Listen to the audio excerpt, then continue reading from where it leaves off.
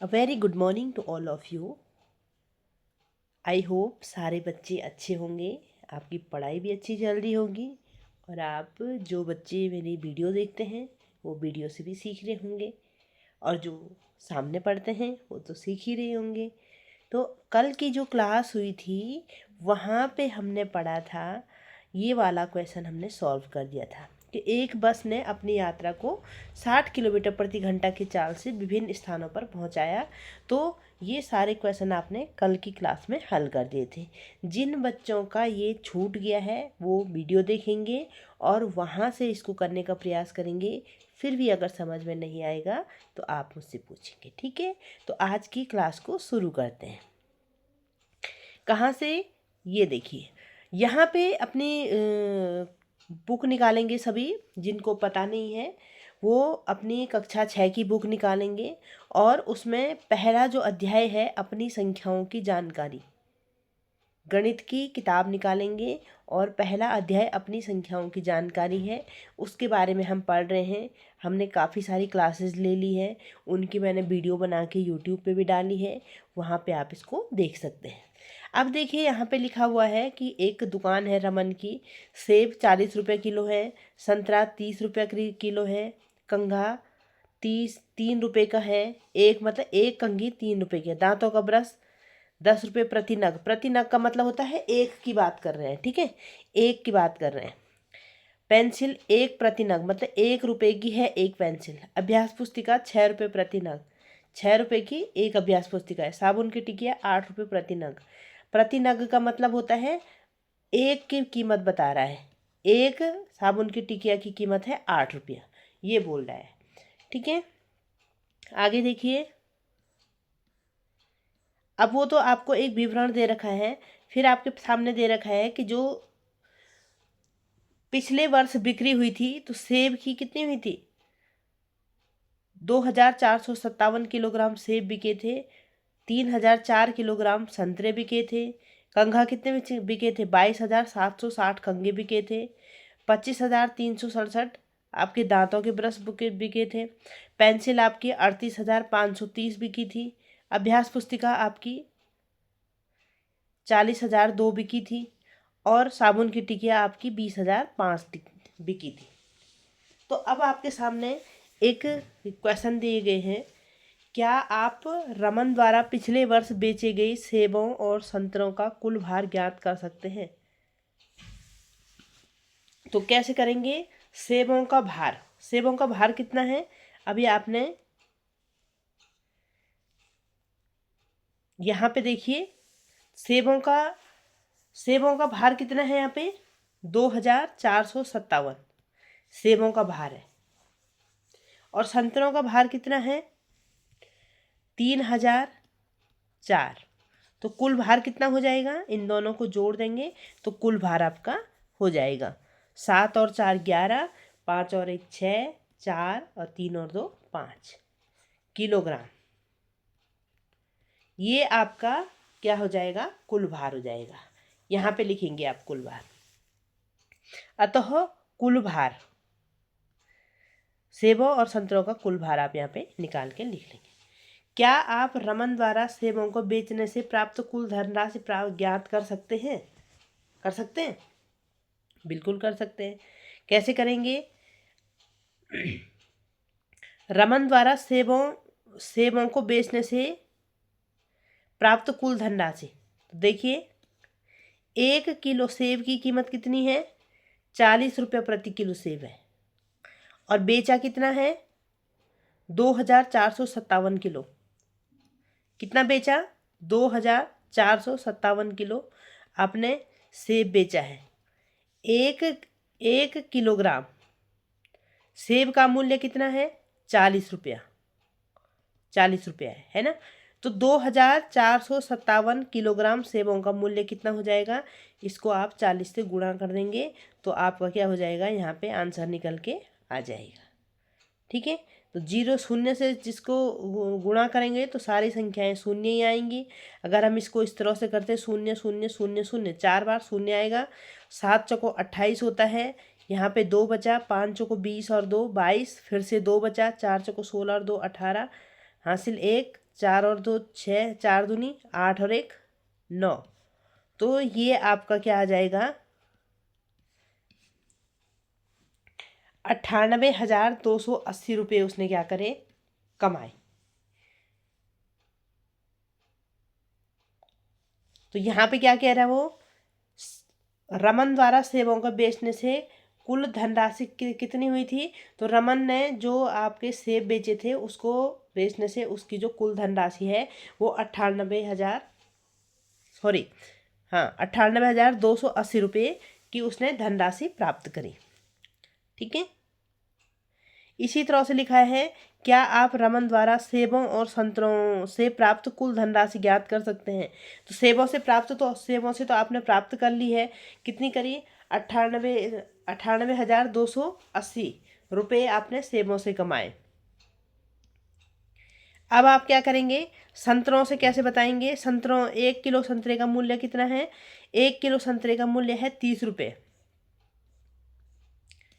और यहाँ पे कितना दे रखा है,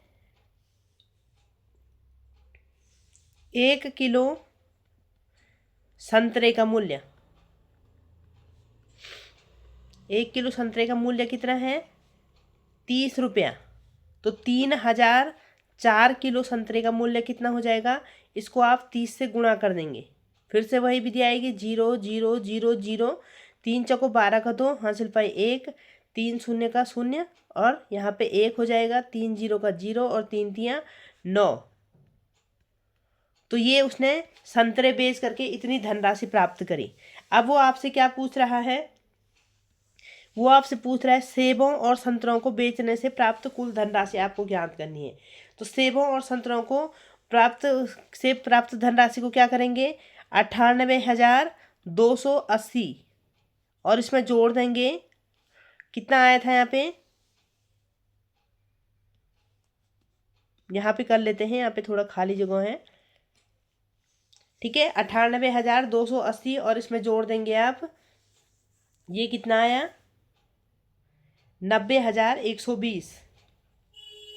तो सेबों और संतरों को कुल धनराशि कितनी हो जाएगी, 8 हो तो 10, हासिल 1, 2 और 1 3 और 1 4 हो जाएगा, 8 हो जाएगा और 9 9 18 हो जाएगा।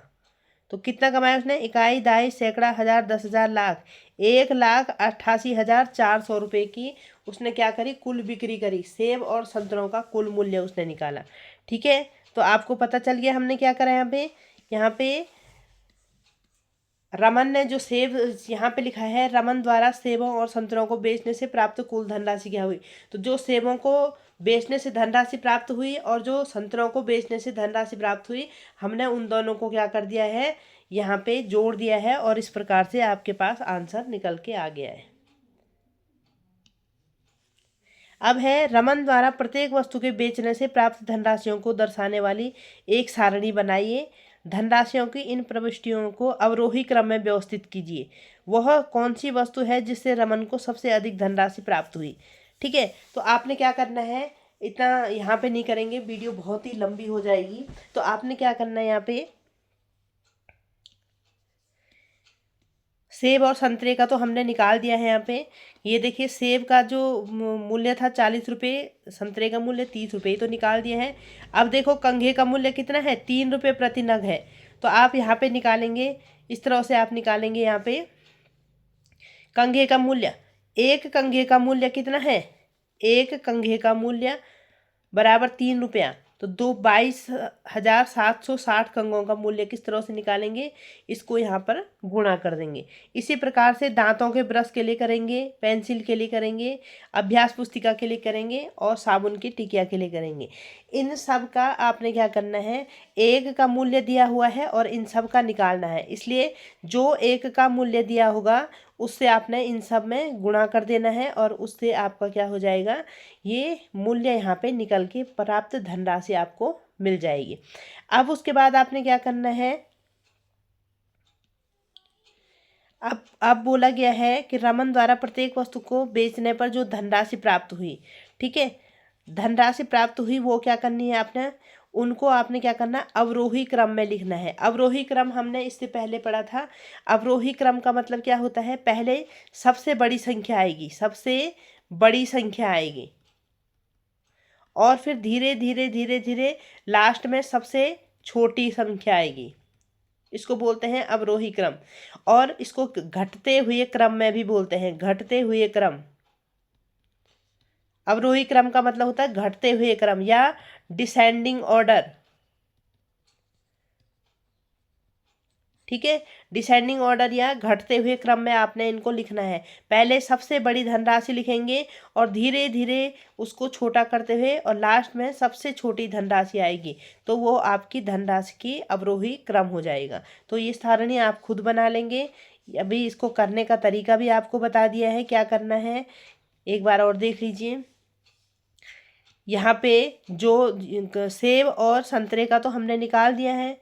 कंघी का भी हमने अभी आपको बताया कि एक कंघी का मूल्य 3 रुपया है, तो 22,760 कंघों का मूल्य आपने निकालना है। 22,760 गुणा गए 3। ठीक है, तो जो धनराशि यहाँ पे आएगी वो आप यहाँ पे लिख लेंगे। फिर है एक दांतों के ब्रश का मूल्य 10 रुपये है, तो हमने यहाँ पे क्या करना है,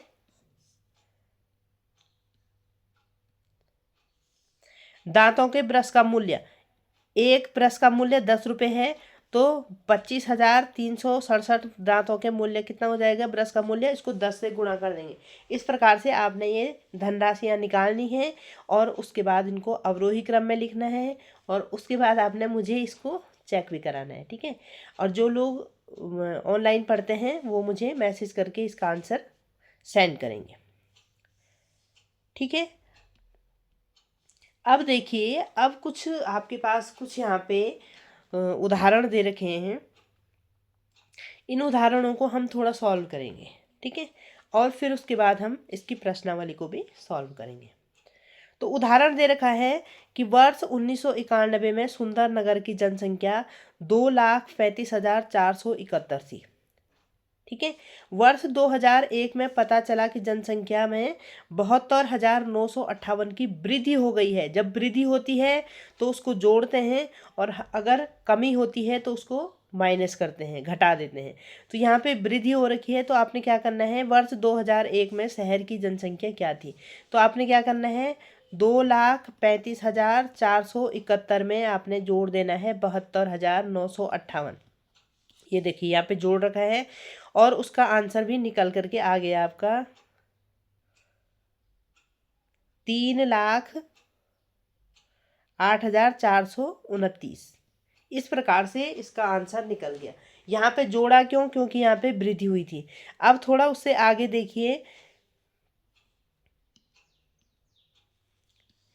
सलमा ने इन संख्याओं को इस प्रकार जोड़ा।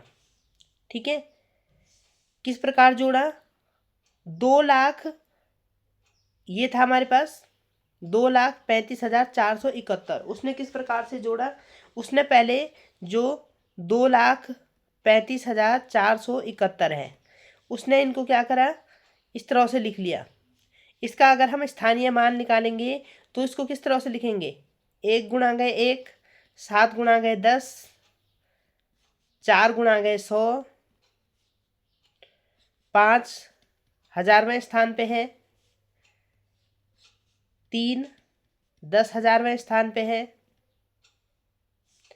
और जो 2 है वो कौन से स्थान पे है, वो 1,00,000वें स्थान पे है।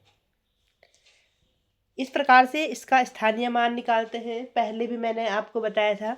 तो जो सलमा है उसने कैसे जोड़ा, कैसे तोड़ा, इसको देखो, 2 लाख, ये 2 लाख हो जाएगा, 2 गुणा गए 1,00,000, तो ये कितना हो जाएगा, ये 2 लाख हो जाएगा, प्लस 35,000, 35,000 कौन सा हो जाएगा, अब इसने 30,000 प्लस 35, ये देखो 30,000 और इसमें कितना जोड़ दिया है, 5,000,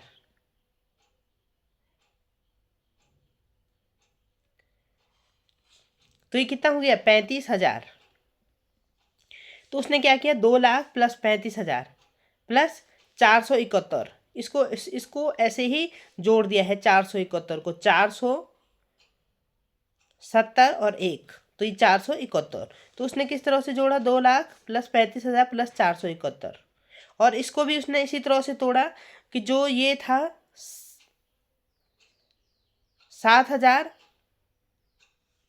ये कितना था, 72,900 58, 72,958 को भी हमने स्थानीय मान की सहायता से इसको ऐसे निकालेंगे। 5 गुणा गए 1, 5 10वें स्थान पे है, 9 100वें स्थान पे है, 2 1000वें स्थान पे है और 7 10,000वें स्थान पे है। तो इसने इसको कैसे जोड़ा? 72,000, इन दोनों को एक साथ लिख लिया उसने, 72,000 प्लस 958, और फिर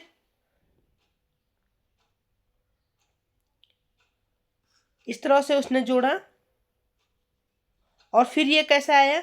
2 लाख प्लस 1 लाख, ये देखिए इकाई दहाई सैकड़ा हजार 10,000 लाख, 1,07,000, 2 लाख प्लस 1,07,000 कहाँ से आया होगा ये? तो उसने क्या करा कि इकाई के नीचे ये देखिए ये लाख वाला है, 2 लाख है, 2 लाख है, और यहाँ पे कितना है? ये 72,000 है।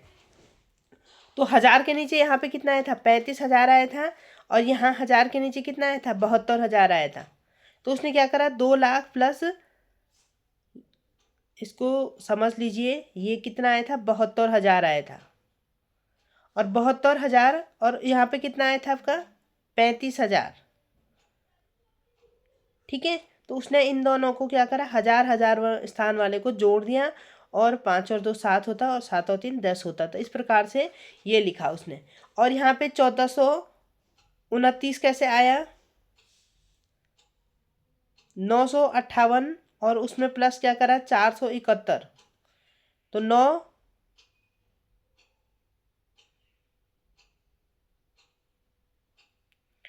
ये 7 है, 7 8 9 10 11 12 हासिल पाए 1, और 9 और 1 10 और 4 14। ये यहाँ पे इस तरह से उसने लिख लिया। तो यहाँ पे घबराना नहीं है कि इसने इस तरह से कैसे लिखा। ये स्थानीय मान की सहायता से उसने इस तरह से लिखा। मैरी ने इस जोड़ को इस प्रकार लिखा: 2 लाख प्लस 35,000 प्लस 400 प्लस 71 और प्लस 72,000 प्लस 900 प्लस 58। उसका भी आंसर उतना ही आया। 2001 में शहर की जनसंख्या कितनी थी? 3,08,429 थी। तो तीनों विधियां सही है। तीनों विधियां सही कैसे हैं? क्योंकि आपने क्या करा? स्थानीय मान की सहायता से आप इस तरह से लिखिए, तोड़ करके लिखिए, या आप इसको सीधा सीधा प्लस कर दीजिए, या आप इसको 1000वें को 1000वें से जोड़ दीजिए, 100वें को 100वें से जोड़ दीजिए। इस तरह से आप इसका आंसर निकाल सकते हैं। तो कुल मिला के इस क्वेश्चन में ये है कि जो वृद्धि हो रखी है इसके लिए आपने क्या करना है? इसको प्लस कर देना है।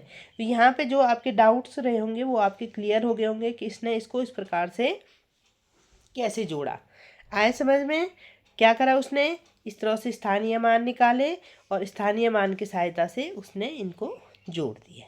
ठीक है, अब देखेंगे हम उदाहरण 2।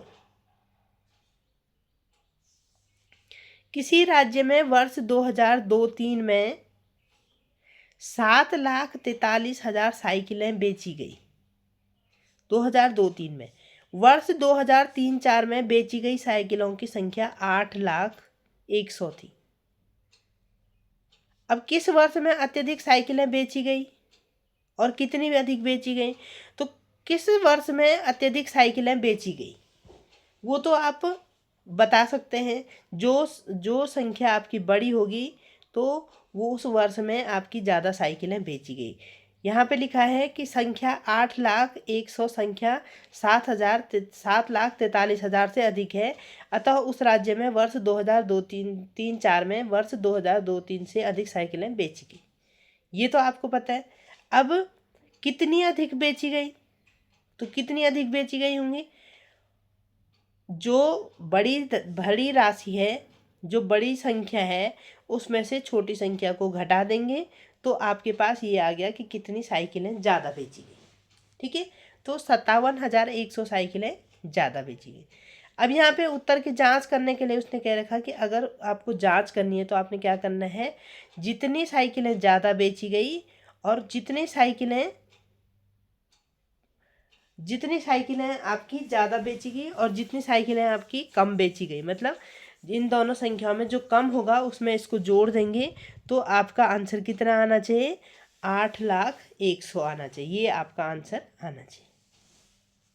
तो इसमें समझाने लायक तो है नहीं, फिर भी एक बार समझ लो कि अगर आपको अधिक संख्या निकालनी है तो जो संख्या बड़ी होगी वो उसका आंसर होगा।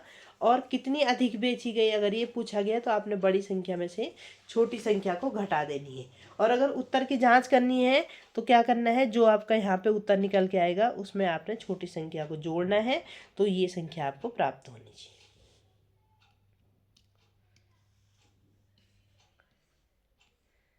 अब उदाहरण 3 देखिए। एक शहर में समाचार पत्र प्रतिदिन छपता है। एक प्रति में 12 पृष्ठ होते हैं। प्रतिदिन इस समाचार पत्र की 11,980 प्रतियां छपती हैं और प्रतिदिन सभी प्रतियों के लिए कितने पृष्ठ छपते हैं। ठीक है, तो यहाँ पे क्या दे रखा है कि एक प्रति में 12 पृष्ठ होते हैं, एक प्रति में 12 पृष्ठ होते हैं और इस समाचार पत्र की 11,980 प्रतियां छपती हैं।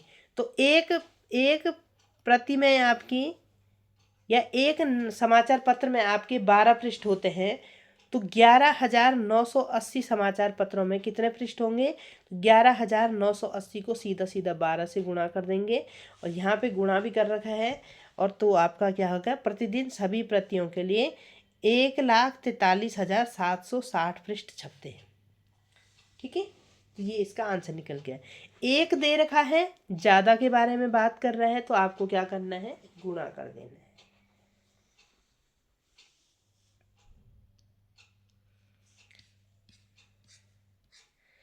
उदाहरण 4 देखिए इसका। अभ्यास पुस्तिकाएं बनाने के लिए कागज की 75,000 सीट उपलब्ध हैं। प्रत्येक सीट से अभ्यास पुस्तिका के 8 पृष्ठ बनते हैं और प्रत्येक अभ्यास पुस्तिका में 200 पृष्ठ हैं। उपलब्ध कागज से कितनी अभ्यास पुस्तिकाएं बनाई जा सकती हैं। तो क्या कह रहे हैं, कागज की कितनी सीट है, 75,000 सीटें हैं आपके पास और प्रत्येक सीट से 8 पृष्ठ बनते हैं। तो एक सीट से कितने पृष्ठ बन रहे हैं, 8 पृष्ठ बन रहे हैं। तो 75,000 सीटों से कितने पृष्ठ बनेंगे, 75,000 गुणा गए 8 हो जाएगा। तो आपके कितने पृष्ठ बनेंगे, 60,000, 6 लाख पृष्ठ आपके पास उपलब्ध हो जाएंगे। ठीक है, अब आपके पास 6 लाख तो आपके पास पृष्ठ हो गए। प्रत्येक अभ्यास पुस्तिका में 200 पृष्ठ है, तो कितना, ये तो क्या हो गए, पृष्ठों की संख्या आपने निकाल दी। एक अभ्यास पुस्तिका में 200 पृष्ठ है, तो आप लिखोगे 200 पृष्ठों से एक अभ्यास पुस्तिका बनती है, पृष्ठों से एक अभ्यास पुस्तिका बनती है।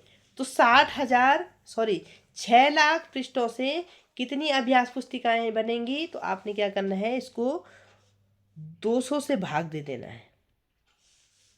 ठीक है, यहाँ पे दे भी रखा होगा, दिखा भी रखा होगा।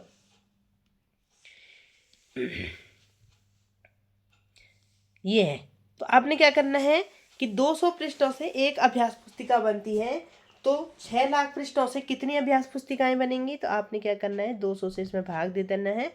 तो कितनी अभ्यास पुस्तिकाएं बनेंगी, 3,000 अभ्यास पुस्तिकाएं बनेंगी। ठीक है, अब ये तो थे आपके उदाहरणों को हमने इसलिए कराया क्योंकि हो सकता है कुछ बच्चों को उदाहरण समझ में नहीं आए होंगे, इसलिए मैंने क्या करा, उदाहरण भी आपके सामने कराए। अब हम करेंगे प्रश्नावली 1.2 को आज की क्लास में करेंगे और जो उसके बाद की प्रश्नावली है उसको हम कल की क्लास में करेंगे। ठीक है, तो पढ़िए क्वेश्चन, पढ़िए क्वेश्चन क्या है पहला,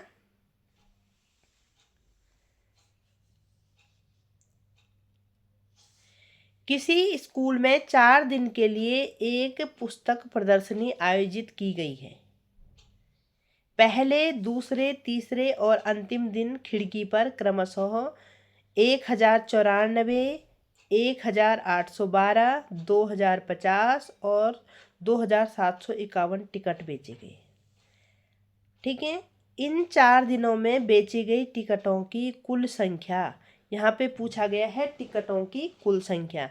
तो कुल संख्या निकालने का मतलब होता है इन चारों को आपने जोड़ देना है, उसको बोलते हैं टिकटों की कुल संख्या। तो कैसे जोड़ेंगे? 1094 पहले दिन बेचे गए, 1812 दूसरे दिन बेचे गए, 2050 तीसरे दिन बेचे गए और 2751 चौथे दिन बेचे गए। ठीक है, तो ये आपके टिकटों की कुल संख्या निकल करके आएगी। इसको जोड़ेंगे तो यहाँ पे आ जाएगा 7 0 7 और 7,707 टिकट आपने, कुल टिकटों की संख्या कितनी आ जाएगी जो आपने बेचे? 7,707। ठीक है, डाउट कहीं नहीं होना चाहिए क्योंकि यहाँ पे टिकटों की कुल संख्या बोल रहा था। ठीक है, अब आइए क्वेश्चन नंबर 2 पे कर देंगे इसको अपनी कॉपी में। शेखर एक प्रसिद्ध क्रिकेट खिलाड़ी है। वह टेस्ट मैचों में अब तक 6,980 रन बना चुका है। वह 10,000 रन पूरे करने चाहता है, तो उसे कितने रनों की आवश्यकता है? तो क्या लिखेंगे? पहला जो स्टेटमेंट है वो आप लिखेंगे शेखर द्वारा बनाया गया कुल रन। शेखर द्वारा बनाए गए कुल रन, बनाए गए कुल रन कितने हैं? 6,980 और रन बनाने हैं, कितने बनाने हैं? 10,000। ठीक है, तो उसको कितने रन, उसे कितने और रनों की आवश्यकता होगी?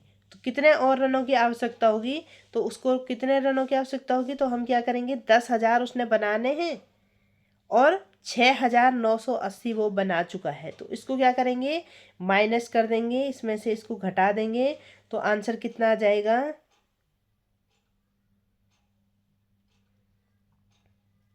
इतने रन उसको और बनाने होंगे, तब वो क्या करेगा, 10,000 रन बना पाएगा। ठीक है, क्वेश्चन नंबर 3 देखिए।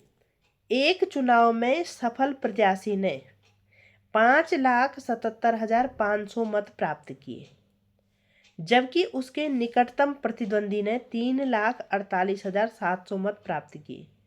सफल प्रत्याशी ने चुनाव कितने मतों से जीता? तो कैसे, कितने मतों से जीता? आपने क्या करना है, जो सफल, पहला स्टेटमेंट आप लिखेंगे सफल प्रत्याशी ने मत प्राप्त किए बराबर 5,77,500, निकटतम प्रतिद्वंदी ने मत प्राप्त किए 3,48,700। अब लिखा है सफल प्रत्याशी ने चुनाव कितने मतों से जीता।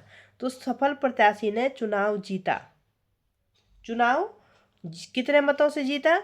तो निकालेंगे इसको, 5,77,500 में से क्या करेंगे, जितने दूसरे को प्राप्त हुए उतना हम माइनस कर देंगे। 3,48,700 हम इसमें से माइनस कर देंगे, घटा देंगे। ठीक है, तो ये यहाँ पे आ जाएगा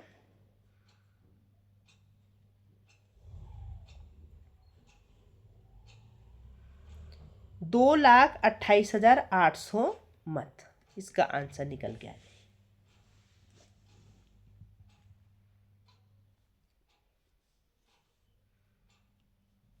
क्वेश्चन नंबर 4 देखिए। मैं यहाँ पे सिर्फ समझा रही हूँ और जैसे जैसे मैं स्टेटमेंट बोल रही हूँ आपने अपनी कॉपी में उसको लिखते जाना है। ठीक है, कीर्ति बुक स्टोर ने जून के प्रथम सप्ताह में 2,85,891 मूल्य की पुस्तकें बेची।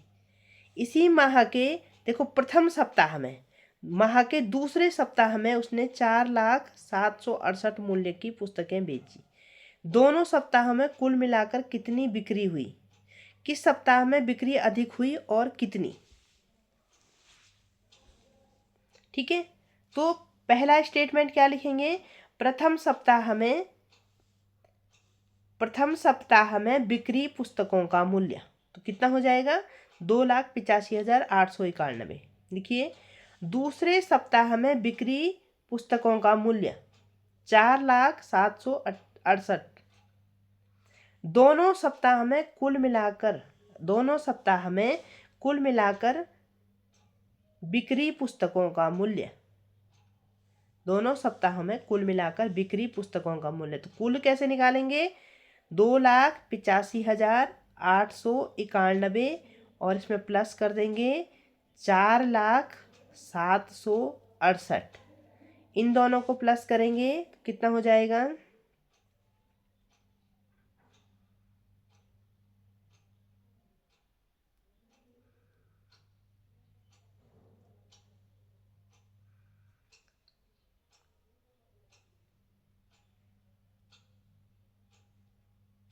कितना हो जाएगा 68 इकाई दाई सैकड़ा हजार 10,000 लाख 6,86,659।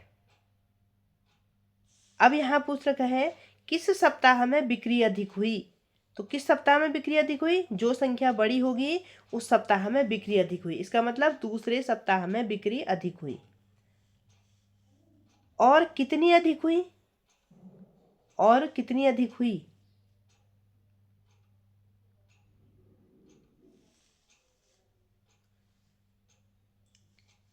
दूसरे सप्ताह में जो बिक्री है वो कितनी अधिक हुई, तो दूसरे सप्ताह में कितनी हुई 4,768 रुपये हुई,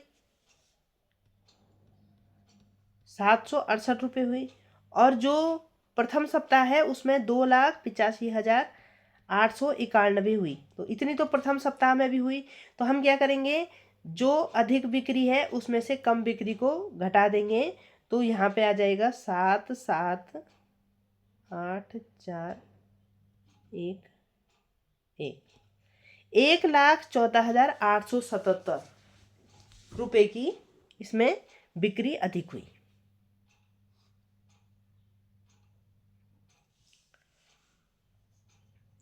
ठीक है, तो इस क्वेश्चन को आप समझ गए हैं। इसमें क्या कह रहा है, प्रथम सप्ताह में इतनी पुस्तकें बिक्री हुई, द्वितीय सप्ताह में इतनी पुस्तकें बिक्री हुई, दोनों सप्ताह में कुल मिलाकर कितनी बिक्री हुई, तो दोनों को आपने जोड़ देना है। किस सप्ताह में अधिक बिक्री हुई, तो आपको दिख रहा है किस सप्ताह में अधिक बिक्री हुई, दूसरे सप्ताह में आपकी अधिक बिक्री हुई। और कितनी अधिक हुई, तो कितनी अधिक निकालने के लिए आपने क्या करा, दूसरे सप्ताह में जो बिक्री हुई उसमें से पहले सप्ताह की बिक्री को आपने माइनस कर दिया, घटा दिया है, जो निकल के आया उतनी बिक्री क्या हुई, अधिक हुई।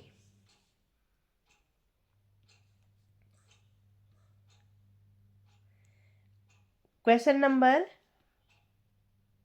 5 देखेंगे आप।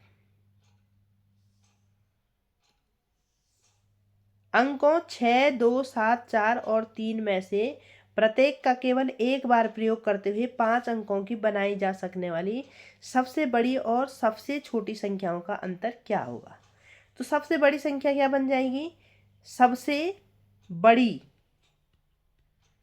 जो सबसे बड़ी संख्या होगी वो क्या बनेगी 7, 6, 4, 3, 2, इन सब से। और सबसे छोटी संख्या कौन सी बनेगी, सबसे छोटी जो संख्या बनेगी वो क्या बनेगी 2, 3, 4, 6, 7 बनेगी ना। अब इन दोनों का क्या करना है, अंतर निकालना। अंतर मतलब होता है माइनस करना है इन दोनों को, तो करिए।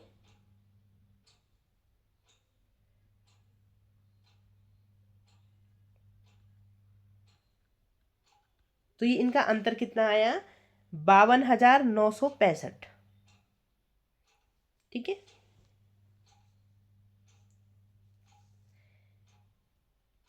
अब देखेंगे क्वेश्चन नंबर 6 को। एक मशीन औसतन एक दिन में 2,825 पेज बनाती है। जनवरी में उस मशीन ने कितने पेज बनाए होंगे, तो एक दिन में कितना बना रही है, एक दिन में 2,825 बना रही है। ठीक है, जनवरी में 31 दिन होते हैं ना, जनवरी में 31 दिन, तो एक दिन में इतने बनाएगी, तो 31 दिनों में कितने बनाएगी, तो आप क्या करेंगे 2,825 गुणा गया 31 कर देंगे।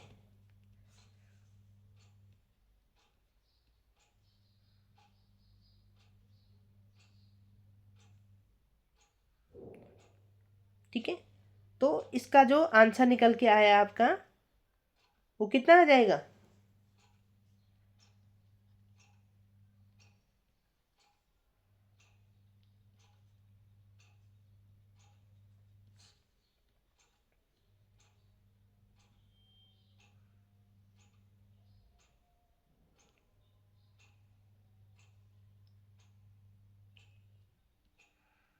₹87,575 पेज वो जनवरी में 2006 में बनाएगी।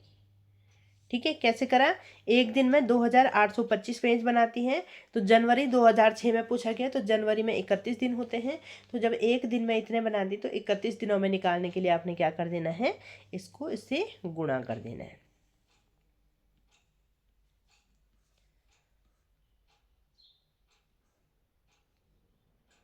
क्वेश्चन नंबर 7 देखेंगे आप। ज्यादा जल्दी तो नहीं हो रहा है? क्वेश्चन नंबर 7 देखेंगे। एक व्यापारी के पास 78,592 रुपये, 500 कितने थे? 78,592 रुपये थे। उसने 40 रेडियो खरीदने का ऑर्डर दिया। प्रत्येक रेडियो का मूल्य 1200 रुपये था। इस खरीदारी के बाद उसके पास कितनी धनराशि शेष रह जाएगी? तो व्यापारी के पास जो धनराशि है वो कितनी है? लिखिए, व्यापारी के पास धनराशि इज इक्वल टू 78,592, इतने रुपए हैं उसके पास। ठीक है, प्रत्येक रेडियो का मूल्य, उसने 40 रेडियो खरीदने का ऑर्डर दिया। ठीक है, एक रेडियो का मूल्य 1200 रुपये है। एक रेडियो का मूल्य कितना है? 1200 रुपये है। तो 40 रेडियो का मूल्य कितना हो जाएगा? 40 रेडियो का मूल्य हो जाएगा 1200 गुणा गए 40। ठीक है, तो 1200 गुणा गए 40 करेंगे तो कितना हो जाएगा? 3 तो आपके शून्य आ जाएंगे और 48,000। 40 रेडियो का मूल्य आपके पास 48,000 हो जाएंगे। तो उसके पास जो धनराशि थी वो थी 78,592 में से उसने क्या करा? 48,000 रुपये के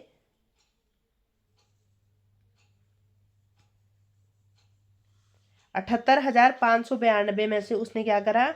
48,000 रुपये के रेडियो खरीद ली। तो अब आपके उसके पास कितनी धनराशि शेष रहेगी? तो उसको क्या कर देंगे? माइनस कर देंगे। ठीक है,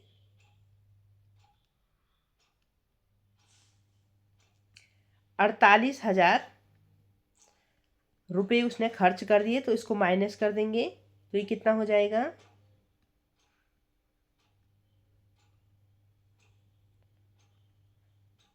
30,592 रुपये उसके पास शेष रह जाएंगे। ठीक है, क्या करा हमने? 78,592 रुपये उसके पास थे। उसने 40 रेडियो खरीदने का ऑर्डर दिया। एक रेडियो का मूल्य 1200 रुपये था, तो 40 रेडियो का मूल्य कितना हो जाएगा? 1200 गुणा के 40, 48,000 हो जाएगा। उसके पास धनराशि थी 78,592, उसमें से उसने 48,000 खर्च कर दिए, तो उसके पास शेष धनराशि रह जाएगी 30,592। ठीक है,